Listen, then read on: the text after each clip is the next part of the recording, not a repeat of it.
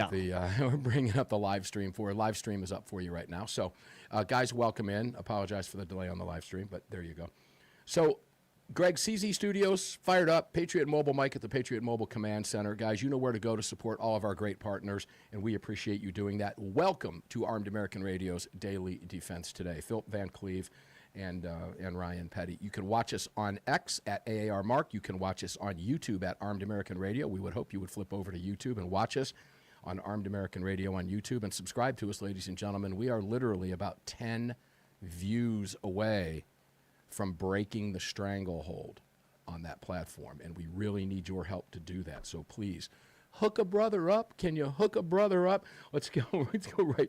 Did I do your job? Telegram messaging app. You can download the Telegram messaging app if you want to participate over there, and guess what happens? You can download or look for, excuse me, I'm not Greg, I'm getting there. You can search for the Armed American Radio Conversations and find us there. Greg, how'd I do? Good? It'll pass. Ryan Petty. Ryan is going to be co-hosting with me today. Ryan, how are you, my friend? Mark, I'm doing great today. You and I have had some fun today on the YouTube stuff, haven't we? Man, I tell you, he's a genius. I got to tell you guys, he's a genius. If he ever puts his services up for sale, I'm going to let you know. Ryan, thanks for being here. We appreciate it very much. Let's go to the phones, Ryan. You know we've got Phil Van Cleave, Awesome. president of executive and the president over at Virginia Citizens Defense League. Philip, welcome in, my friend. Good heavens, good heavens, good heavens. Where are we today in Virginia? I'm going to open the mic up to you and just let the conversation flow. All the comings and goings at DOJ with what's going on in Colorado. The lawsuits are flying. Todd Blanche, new director, ATF. It's an upside-down world. Philip, is any of it resonating positively in the great Commonwealth of Virginia? And welcome in. Well, yeah, thanks for having me on, Mark. Yeah, we'll see how this all shakes out. We still haven't had the governor make a final decision on our quote-unquote assault weapon ban. She had made changes, and the General Assembly rejected those and sent them back to her without her changes to decide to veto or sign it into law. And apparently she's not happy because they sent back different bills, but about 36 of them were rejected. And I don't think she'd like to have her changes rejected. So I don't know what she's going to do yet. We should know she's got till May 23rd to make a decision. If she does nothing, it'll become law. Without her changes. So, well, that was my next question. You just answered my next question, and that was because she had recommended those amendments, I'm assuming that changed the date, that just bought her some more time. Do you believe that was intentional, that's why she did that?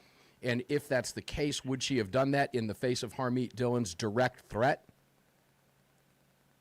Yes, we certainly have that theory that she did this so she could drag her heels, and because our lawsuit and Harmeet's lawsuit are in abeyance while we're waiting for the final bill to become law.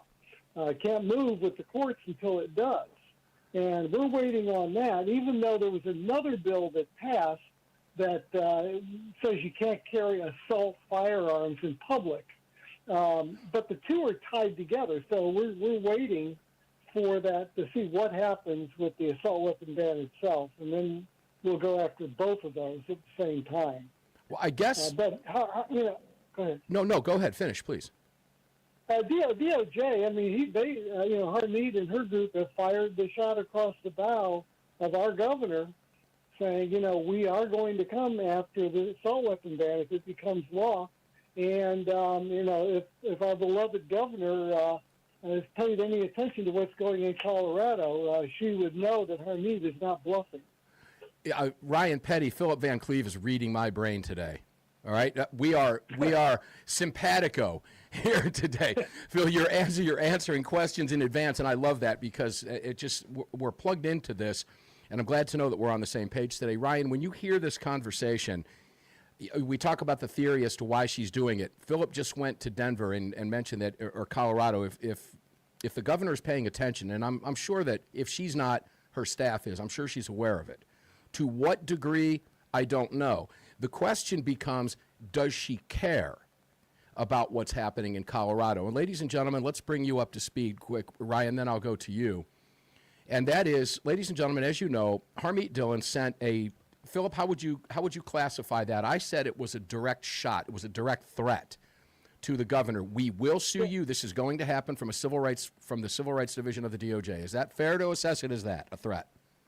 Yes, absolutely fair. It was a shot across the bow. You know, there was that warning shot that the Navy gives to a ship that it's about to disable. And that's exactly what it was. There were no words minced. There was no maybe this will happen. It was, if you do this, we will sue you, period, end of sentence. Now, having heard that, Ryan, Philip mentioned Colorado. And for just the benefit of those of you who might not have been following this, the DOJ just sued Colorado and, in fact, sued the city of Denver. And they sued the city of Denver for its AR-15 ban, quote-unquote assault weapons ban, in particular, naming AR-15s, and is also suing the state of Colorado. Ryan, when you hear this, and we know what's happened in Virginia with this letter, certainly Spanberger is paying attention to this, or is she not? If she is, could this be why she's delaying? She knew this was coming. She probably didn't know what was going to happen with Colorado. But I'll say this, now that she sees what's happening with Colorado, and I'm going to assume that she does, she has got to know. And follow up to that, would that possibly change her mind on an assault weapons ban, seeing what the DOJ has done in Colorado? There's a bunch of questions in there. Just take it away for discussion. Yeah. Well, first of all, Phil, it's a pleasure to meet you. I'm one of the newest members of the VCTL, so I just wanted to say hello, first of all. Down here from sunny Florida, trying to do my best to protect the freedoms that are enshrined in the Constitution. And Virginia is personal to me, as Mark may have told you, or you may know, or you may not know. I have a daughter that lives in Virginia, so this is personal for me, and protecting the rights of the citizens of Virginia. I guess, Mark, I mean, my take on this is, when I step back and look at the moves the Democrats are making, they just don't seem to care about the reality of the situation. Circuit splits, SCOTUS, Bruin, none of it seems to factor into their calculus as they're making these laws. They're sort of flaunting the judicial system, in my view, and saying, try to stop us. And this is how Democrats operate. We've talked about this a number of times. This is the way they operate, the way they move the ball forward, because they know that even if, let's say, Mark, they make a 30-yard forward progress play. We'll use a football. This is going to be a tortured analogy with football because it's going to be wrong. Okay. And it's okay. I know the listeners are going to point it out, but let's say you make 30 yards progress and you get called back 15 yards for a penalty. They've still moved the ball forward in their minds 15 yards. And so that's the way I think they're playing this, from stepping back and just watching it. I don't think they care. I think they want to see it all burn down. They do. Phil, I'm going to go to you when we come back from the break. We've just been notified we're going to our first break. And listeners, I tell you this every day, but I'm going to mention it again and remind you to buckle in, please. We're going to fly by. We're going to cover as much as we can with Phil and try to tie all of this together the best we can, albeit with some speculation and some opinion, because we don't know what the governor knows. We don't know what she's thinking.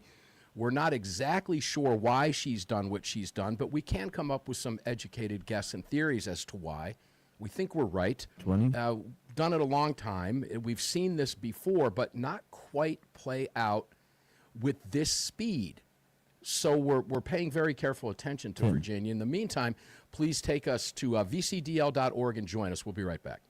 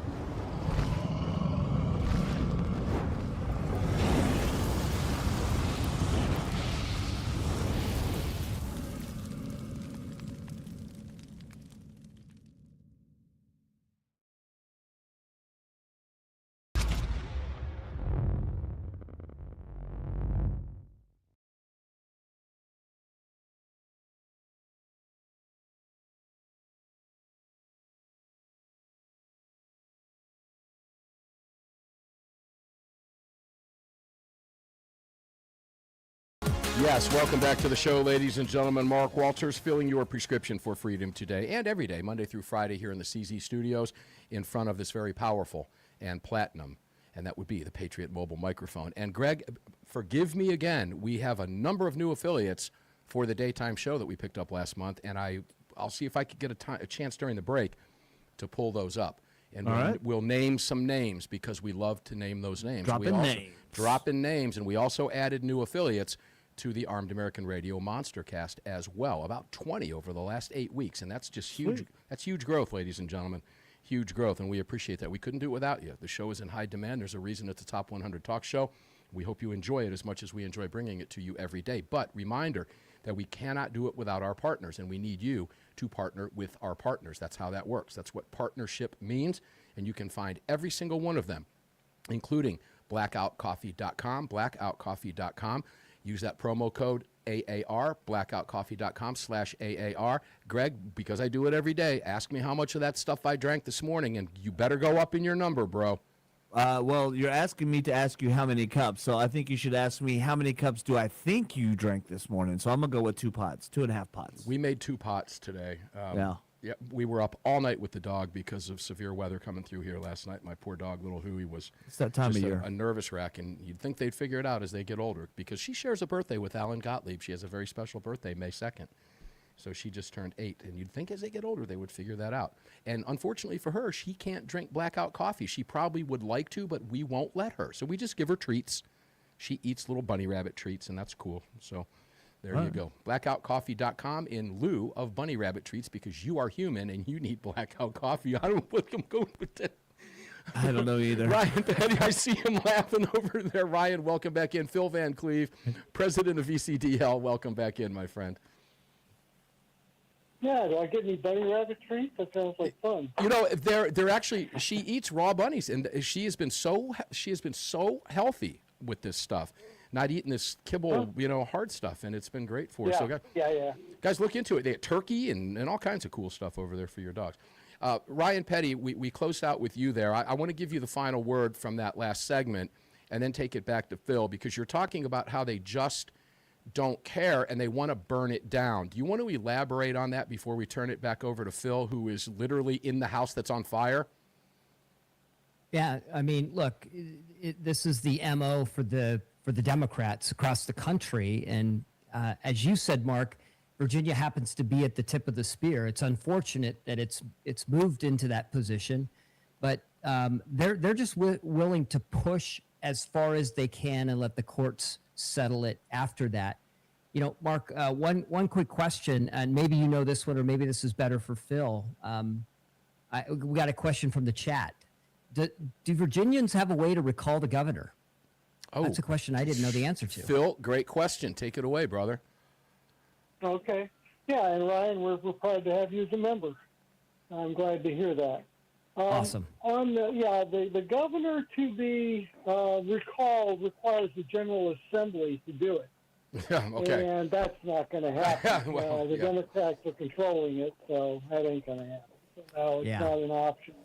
Yeah. That would require an FBI raid, Phil. Oh, wait, I'm sorry. That was another Virginia Democrat that was raided today. Yes, another gun controller. One of the main gun controllers got raided because they're looking at her for possible corruption. I'm shocked. Who would have thought that a gun controller would be guilty of corruption or violence or anything like that? So, but Ryan's correct. In fact, there was a statement that I heard about from one of the lead Democrats in the Senate here, Surivel, who said that when brought up about this issue, I believe it might have been the assault weapon ban. It was like, well, they can just take it to court if they think they're going to win. That was his attitude, lining up perfectly with what Ryan was saying. Flippant. It's like, yep, we'll just roll the dice. Ryan, that's just a flippant attitude. That word just came to mind. It's like, okay, have at it. They can take us to court. Well, I wonder, and I would love to know, if that Democrat is aware of DOJ actually taking Colorado to court and the city of Denver to court, specifically for the reasons that Virginia will be going to court. And I wonder, because of that flippant attitude, if they really care about how this ages for them? Do they care that, okay, we are going to go to court? Do they care if they lose? Does any of this matter to them? And if it doesn't, Phil, well, Ryan, let me ask you first. If it doesn't, what does it say about their own integrity, their character, personally and as a party? Yeah. Well, Chuckle away, brother. Yeah. Mark, we don't have enough time to answer that particular question. Look, there is no integrity. They have a mission. The mission is to change our constitutional republic into a democracy where they believe that through a majority vote, they can enact their policies, right? They want to reduce the United States to a pure democracy as much as possible because they believe they're going to win. So that's really what the aim is here. And so that means they're going to trample on any rights they can. It just happens to be the Second Amendment isn't popular with Democrats right now, but you wait, right? You wait until they come after the other ones. Freedom of speech, that's coming next. Freedom of religion, that's coming next. Your right to privacy, that will be next. So the Second Amendment is, as it were, at the tip of the spear of their attack on all of our liberties and rights. And that's the game plan. And how they get there, they're just going to trample rights until the courts stop them or the voters turn it around and stop electing these authoritarians to office. I don't know what it's going to take. Yeah, Phil, you were jumping in. Go ahead. The mic is yours, brother. Well, the end goal, as we all know, is civilian disarmament. At the end of the day, that's what they want. I don't care if you're a hunter. I don't care if you're a target shooter. I don't care why you have a gun or why you carry one. They want to disarm all of us. And so that's the goal. And they're beholden to Bloomberg. Don't forget the money that he pours into these states and gets people in there. They're beholden to him. I guarantee some of these Democrats that are voting wrong on this gun control are gun owners. But they don't dare stick their head up because if they do, they will be primaried out, and that'll be the end of them. So they just, in fact, here in Virginia, on the floor, the Democrats have one person that waves a flag on every vote. If he waves a green flag, that means all Democrats vote yes. He waves a red flag, all Democrats are expected to vote no. That's how controlling they are. Okay, hold on a second with that. Hold on a second with that. I heard that clearly.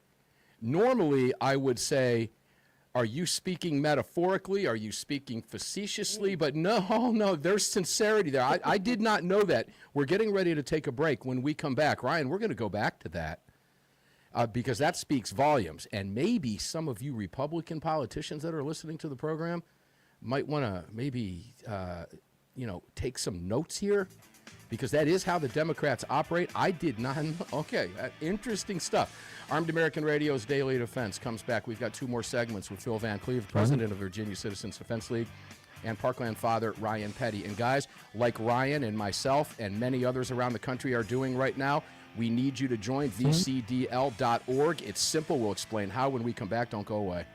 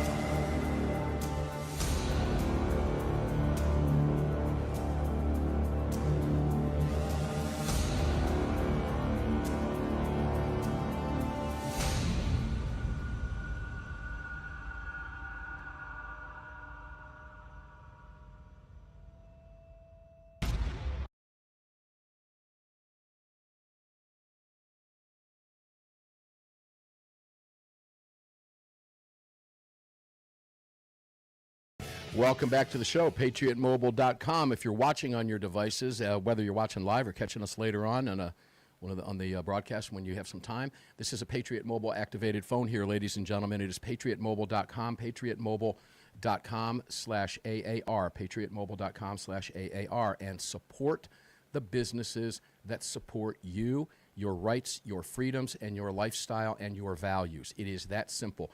A Christian conservative company based out of Texas with all American customer service support. You don't get, how are you doing? My name is Tom. No. Tom is really Tom, okay? His real name is Tom, and you can sense that when you call. All right? So join us. And to all of those who don't like what I just said, turn the dial, okay? Grow up. It's that simple. PatriotMobile.com. PatriotMobile.com. They're the real deal. And you can find them at all of our great partners at ArmedAmericanRadio.com, including Bud's Gun Shop. Bud's Gun Shop. Bud's Gun Shop, our exclusive online retailer, Bud'sGunShop.com. Bud'sGunShop.com. Let's go back to Phil Van Cleave, President, Virginia Citizens Defense League. Phil, welcome back, my friend. Yeah. And Glad to be back. also Ryan Petty co-hosting with me today. Ryan, you're a co-host, and brother, jump in with questions and take it away. I got to go back to this red flag, green flag thing. Is that an official thing, or is that just some goofball that sits out there in the House or the Virginia Senate and does it, or is that actually, how's that work? Well, I believe that the caucus, the Democrats in the House, created this position where one of their members holds this flag up and waves it, depending on how people are to vote. And heaven help you if you don't follow that flag, I mean, like here in Virginia, the second highest Senate Democrat spoke out against something that the top Democrat wanted in the Senate, and he took away all of her committee assignments. So, they rule with an iron fist. But basically, Like commies do. into a bunch of lemmings that basically will go completely against the Constitution if that's what the leadership wants them to do. Well, that clearly happened with the gun control bills. Greg, my producer, just jumped in here and said, what, Greg? Say it again. Just repeat what you said. I said, like commies do. Ryan, take it away. Have you ever heard? I did not know that. Was news to me. That's the first time. All the years I've known you, Phil, I had no idea about that. That's incredible. Good heavens. And it's been 20 years, brother. I Just wouldn't have believed dating it us. myself if I hadn't seen a video that was sent to me. It was like I watched him do it. It was like, whoa, you got to be kidding me. Yeah, it's it was. unbelievable. Yeah, Phil and I have known each other for 20 years. Go ahead. Ryan, please. Yeah. No, look, unbelievable. And of course, they're out in the media and on social media talking about, MAGA as being lemmings and all the other stuff. And here they are in the, looking back. How am I voting on this one? I mean, this is crazy stuff. Another question from the chat, and this will get to the heart of a couple places I'd like to go in just a minute with Phil. Phil, I wasn't paying attention to Virginia the last election cycle, much to my chagrin, and I think to the chagrin of folks that were not paying attention. What was the turnout for gun owners in this last election, and were there any races that were really close that we could have won that might have changed the dynamic in the Assembly, in the Senate in Virginia, had gun owners been more active? There's an assumption in my question there that gun owners may not have been as active as they should have been. Maybe that's true, maybe that's not. No, it's true. We looked at the numbers of like in the very bright red parts of the state, turnout was dismal. And I attribute it to a couple things. One, some people just weren't paying attention. But I think some of it, well, for the blue areas that turned out, they had Trump derangement syndrome. So they turned out because they just don't like Trump. So they turned out to vote to try to stick a finger in his eye. But the red parts of the state could easily have countered that. But I think what may have happened was they were going, well, Trump's president now. We don't really need to worry about what's going on in Virginia. These are people that don't understand civics. They don't understand how state government works versus federal. The two aren't connected. The Trump can't make differences in what the Senate and House in Virginia do and the governor. So absolutely it was dismal. And we were firing up flares in September, 2 months before the election, saying, guys, you better get out because we know what they're going to do if they gain power. And obviously, that people weren't listening, and now they found out, this is exactly what VCDL said was going to happen. Ryan, before and you... It's not that we're soothsayers. We saw what they did the previous 2 years with the good governor. Yeah, this is not hard to figure out. You don't, like you said, you don't have to be a soothsayer to know what they're going to do, particularly when they're telling you that. But Ryan, before you jump in, you mentioned the blue areas. I want to throw this caveat out that I think there was a part, and Phil, as you know, I've mentioned this many times, but I have lots of family in Virginia and my own long history in Virginia. It's very sad for me to see what's happening there. But I believe media influence had a lot to do with this because a lot of Republicans, I think, felt like we're not going to win this. There's more of them than us, and it really isn't going to matter. And I think many of them stayed home. That could be part of it. But you mentioned blue areas. Where are we with the gerrymandering right now? I don't think you and I have spoken since the court struck that down. So how is that? We're not, the media is not covering a lot of this right now, which usually means it's not good for the Democrats, or they would be. Yeah, you got that nailed. Right now, so the lower court struck it down, and the Supreme Court did not undo that. Mm-hmm. The Virginia Supreme Court did not undo that. So, look, when you get a temporary stay like that, that is a bad sign for the opposition because the courts don't grant a stay unless they think you have a reasonably good chance of winning the case. If they think you're probably going to win, they'll let you have your stay to stop the law from going into effect. If they don't think you're going to win, then they often don't grant you the stay, and you have to battle it out in court whenever you get there. So the fact that they let that stay stand is a strong sign for those of us that are, don't want the gerrymandering to happen. It's a very good sign for us. What is the general makeup of that court? I don't know. I mean, what's the independence of that Supreme Court in Virginia? I don't know or have any indication from my own research as to whether they appear more conservative or liberal. Virginia has always seemed kind of middle of the road with me and reflected some of those purple values. Is that true with the Virginia Supreme Court as well, or am I wrong? I sort of read them as being, sort of in the middle, maybe a little bit conservative, but kind of in the middle, sort of right in that ballpark. Now, that's a good question you asked about, how beholden are they? Well, they're appointed, is it every 12 years by the Senate? So in a way, they're beholden to the General Assembly. So when they come in and tell the General Assembly, well, tough luck, we think what you did was unconstitutional. Yeah. They're kind of rolling the dice that they may not be reappointed next time they're up. So that, that's a problem. Yeah, that is a problem for them. And I know we're going to take a break. Ryan, I'm going to turn the mic back over to you when we come back immediately from the next segment break here. So I'll close with this since I hogged Ryan's time on that question, and I apologize. But I wanted to find out that makeup there, and you've answered that question. I guess, well, I'm not really sure how to ask this because I don't really know that there's an answer to it. But if the court thinks that it's unconstitutional and decides not to lift the stay, which is what happened, they chose not to lift the stay, and we're getting ready to take a break. I got saved by the bell on that one because let me reformulate that question over the break. Ryan, when we come back, I'm going to turn it over to you.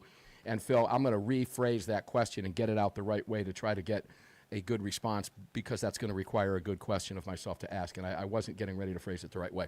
When we come back, Ryan Petty is going to go back to Phil Van Cleave. He's got some questions for him. We're going to go as fast as we can in the next segment to try to get the lay of the land in Virginia where we are now, the biggest picture we can post for you today on May 7th, 2026 as to where we are in the state of Virginia. And really, ladies and gentlemen, what it means to you, because it does. We're all Virginians now. You've heard me say it every day. We'll be back right after this.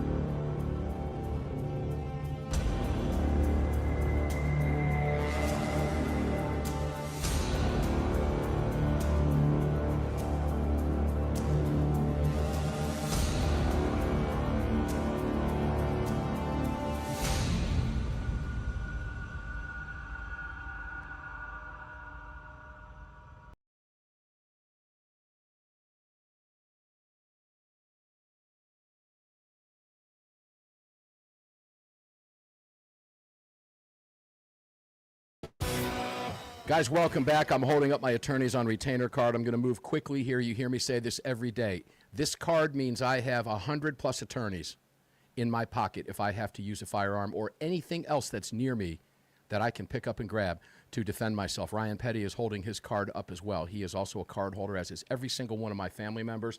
And if you don't have this yet, you are missing the boat. If you carry a gun, make sure to have an attorney in your pocket next to you. It's that simple. It's attorneysonretainer.us. And don't forget, real fast, some business. Justin McNeil in South Dakota needs our help. It is Justin McNeil, McNeal.com. Help him get elected to the Senate. His values are your values, and I do not have to tell you how important U.S. Senate seats are. It doesn't matter if you live in South Dakota. Visit his site and help him if you can. It's that simple. It's simple, just getting on his email list and seeing what he stands for. Don't think senators from other states matter? See Chuck Schumer. Okay? Just throw that one out there at you, right? It's pretty much that simple. And don't forget our other great partners. They're all available to you, including Arizona Citizens Defense League as well. We are trying desperately to keep Arizona from becoming the next Virginia. And, of course, we're continuing the conversation with Phil Van Cleave. We have, of course, Ryan Petty with us as well. Phil, I'm going to ask my question real quick, which really is the follow-up to what I was going to ask and couldn't find the words. Has Spanberger been quiet about this, or are the Democrats pressuring the Supreme Court in any way on that decision not to lift that stay? And then I'll turn it, Ryan, the mic is yours. Yeah, I don't know if they're pressuring the Supreme Court or not. It wouldn't surprise me that they would be behind the scenes. No, the governor's been quiet on all this. She hasn't, since she got elected, she hasn't talked about gun control much. That's what surprised some people too. Oh, she's not talking about gun control. We're safe. Oh yeah, sure you are. Yeah. So no, that's again, she's been very quiet about it. But if you saw her videos whenever she talked to gun control groups, then you knew where her heart was. And we tried to warn people about it. Yeah, it didn't work. Ryan, the mic is yours, brother. Take it away. Oh, thanks, Mark. Look, Phil, as we kind of close out this conversation, my thoughts are in two areas. One is obviously the upcoming midterms and the importance of making sure that we protect the House and the Senate at the federal level. I'm going to ask you to comment on that in just a moment. But also, lessons learned. We talked about one just a moment ago where you talked about gun owners staying home because ostensibly, right, Trump was in the White House, everything's going to be okay. We don't really need to worry about everything because Trump's president. And as you know, as you and Virginia gun owners are seeing firsthand, nothing could have been further from the truth. I want to add into this, and I promise I'm getting to a question. Every time I go visit a gun rights, a policy conference or a convention, or I go to SHOT Show or whatever, I see a lot of people that are a little bit older like me. And one of the things I'm very worried about, and this came up in the chat too, so I want to give a shout out to the folks in the chat because they asked this question. What can we do?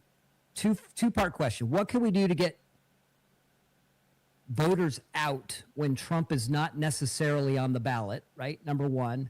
Number two, what can we do to attract and get the younger people Great question. out to vote and play, and protecting gun rights? I mean, the youth play video games, gun-related video games, off the charts. And my son can look at any, within like 2 seconds, he can look at any gun and tell you exactly what it is because he's played a video game that includes that firearm and he knows them by heart. He happens to be very much a voter, so that's a good news. But how do we, Phil, what do we do? What lessons can we learn from Virginia about what happened? How can we get these voters out to the midterms, and how can we get the youth to start voting for their rights?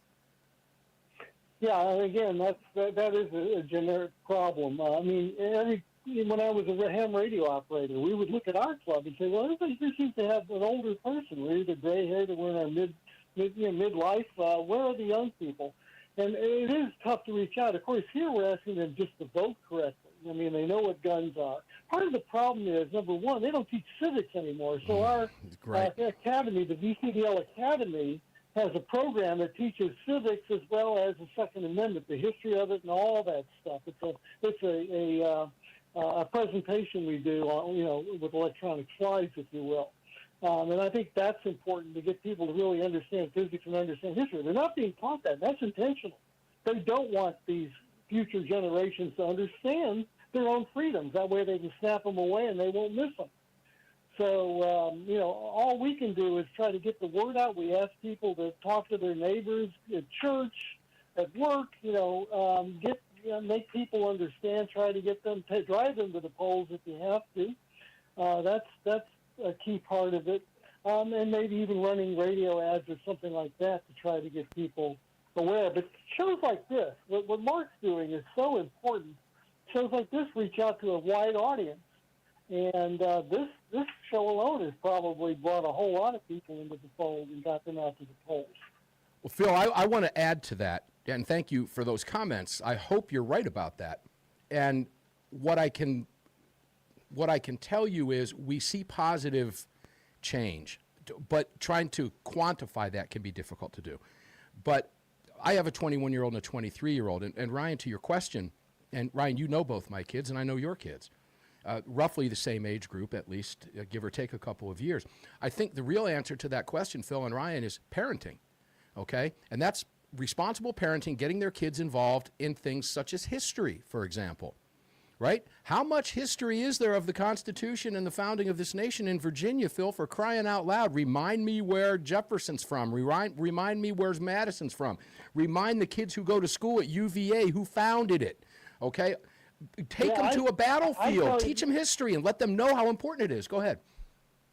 Exactly. I was going to say, a lot of people, we were the ones that started the push to make national parks a carry zone where you could carry in them. And some of my counterparts in other states said, well, why would you bother? We don't have it. I said, man, you cannot throw a rock in Virginia and not hit a park or something with historical value. You just can't. It's everywhere. You're right. I mean, go up to Manassas and all through the state. I mean, Appomattox, where the Civil War ended, is right there in the central part of the state. It's wonderful history. And if you get kids involved in history, Ryan, I think they begin to take on that civics, because history, when shown and taught the right way, is quite fascinating. And I believe it starts with parenting. But my gosh, if you've got deadbeat parents, Ryan, who aren't getting out to vote because it doesn't matter and they're throwing hands up, guess what their kids are going to think, Ryan? Same thing. You got 30 seconds. I'll let you close the show out, brother. Yeah, look, 100% agree. We've got to take a different approach. And I can speak for Florida just briefly that we're revamping the civics education in the state of Florida so that some of this garbage is gone. But my thoughts turn to culture, right? Video games, social media, television, movies. This stuff is influencing the youth, and I think that, I shouldn't say I think. I know the left is using all of those tools to make gun ownership and gun rights unpopular with young people. And it's resonating. We've got to fight fire. We've got to fight fire with fire. We've got to attack it at the cultural level, too. All right, 100%. guys. Yeah, we are getting ready to close the program out. Ladies and gentlemen, join us. Philip, thanks for being here. We appreciate it. We'll have you on in the next week or so. 30. Phil Van Cleave, Virginia Citizens Defense League. Join us, ladies and gentlemen, just like Ryan and I did. It's vcdl.org. Phil, thank you for everything you do. Ryan Petty, thank you for being here. We appreciate it very much. Folks, we're going to get up and do it again tomorrow precisely because they don't want us to. We're going to cut the stream right now, and we'll see the rest of this segment on the radio here. Guys, thanks for being here. We appreciate it very, very, very much.